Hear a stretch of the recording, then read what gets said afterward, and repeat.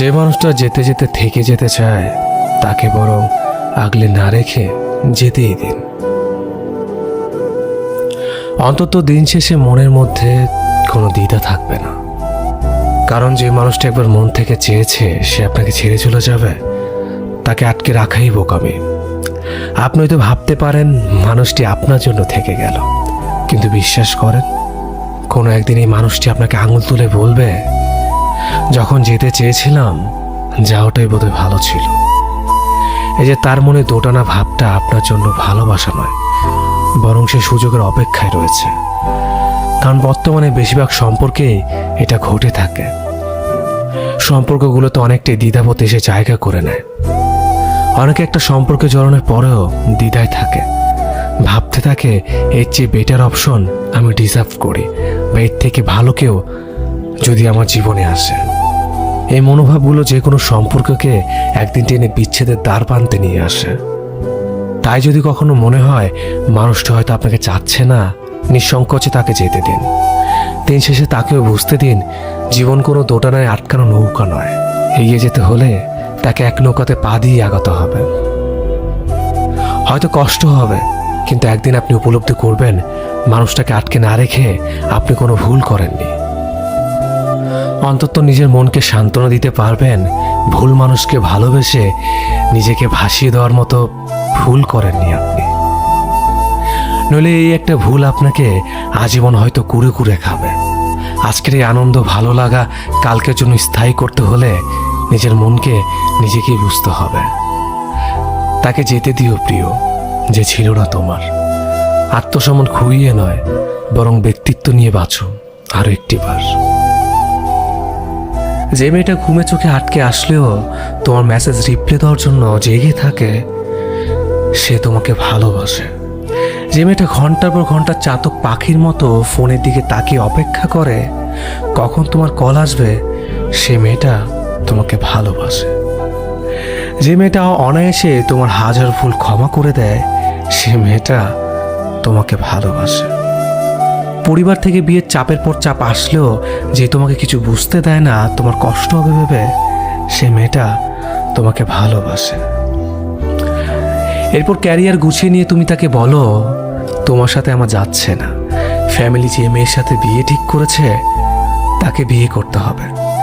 যার মনটা খুব সহজে ভেঙে ঘুরিয়ে দিয়ে তুমি অন্য কারোর সাথে সুখের স্বপ্ন দেখো, সে কিন্তু তাও তোমাকে ক্ষমাই করে দেয়। সে চায় তা যতই কষ্ট হোক তুমি যাতে ভালো থাকো, কারণ সে মেয়েটা তোমায় ভালোবাসে।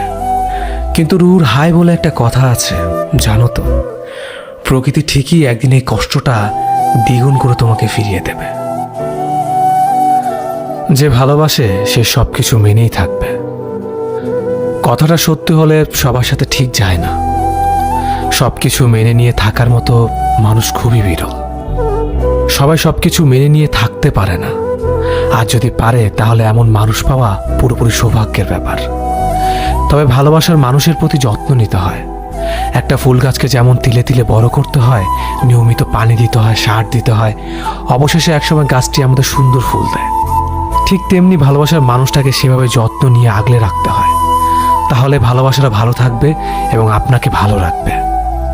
ভালোবেসে একজনের সাথে থাকতে হলে দিন শেষে দুজন একই ঘরে ফিরতে চাইলে দুজনকে অনেকটা সংগ্রাম লড়তে হয়, আত্মত্যাগ করতে হয় কিছু, আর তারপর দুজনে একসাথে আপোষের সব সমাধান করে নিতে হয়। ভালোবাসা যতটা সহজ, একসাথে থেকে যাওয়াটা তার থেকে অনেক বেশি কঠিন। যে মানুষটা আপনার জন্য পাগল, হুট করে একদিন তার সব পাগলামো থেমে যাবে। আপনাকে ছাড়া এক মুহূর্ত থাকতে না পারা মানুষটা আপনি চলে গেলেই টুপ করে মরে যাবে না।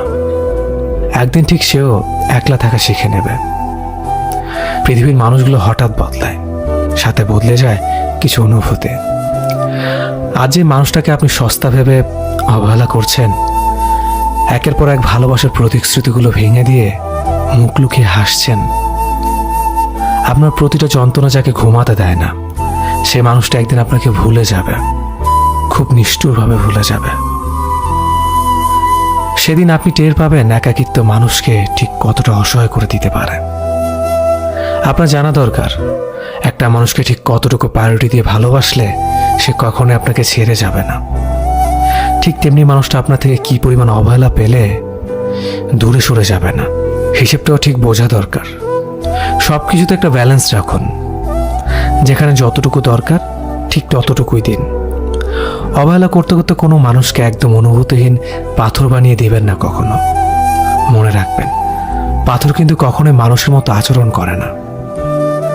আজ মানুষটা আপনার কাছে আছে বলে অবহেলা করে দূরে সরিয়ে দিতে চাইছেন, ট্রাস্ট মি, একদিন এই মানুষটাকে পাওয়ার জন্যই আপনি কাঁদবেন। পৃথিবীর সব কিছু বেইমানি করলেও সময় কখনো বেইমানি করে না।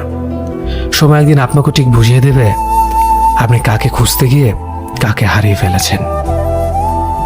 যে মানুষটা একটুতেই দূরত্ব বাড়িয়ে চলে যায় তার কাছে যেও না, বরং তুমি এমন একজনের কাছে যাও যার কাছে দূরত্ব থেকে তোমার মূল্যটা বেশি।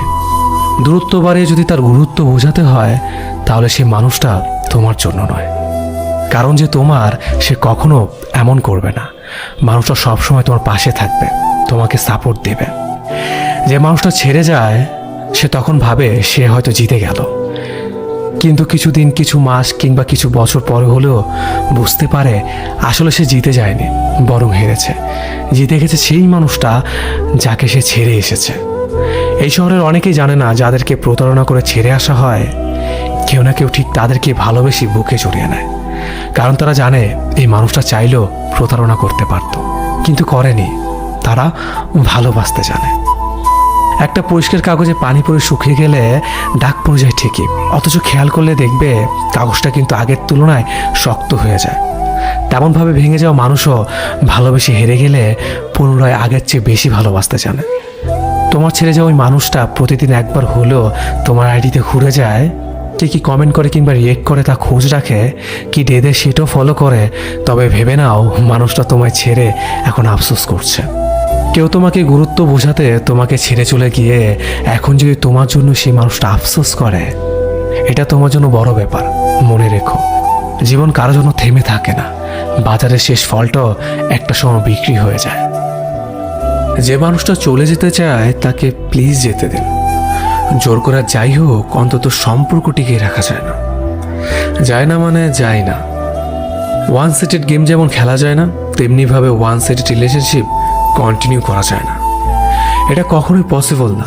হ্যাঁ, ওয়ান সাইডেড রিলেশনশিপ কন্টিনিউ করা যায়, তবে সব কিছুই একজনকেই করতে হয়, সেটা হোক স্যাক্রিফাইস বা কম্প্রোমাইজ। তাই কাউকে আটকে রাখবেন না।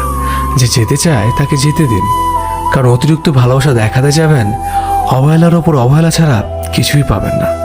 প্লিজ আমাকে ছেড়ে যেও না, আমি তোমাকে ছাড়া এক মুহূর্ত থাকতে পারবো না। ভালোবাসি অনেক, তুমি যা বলবে আমি তাই করব, প্লিজ তাও আমাকে ছেড়ে যেও না।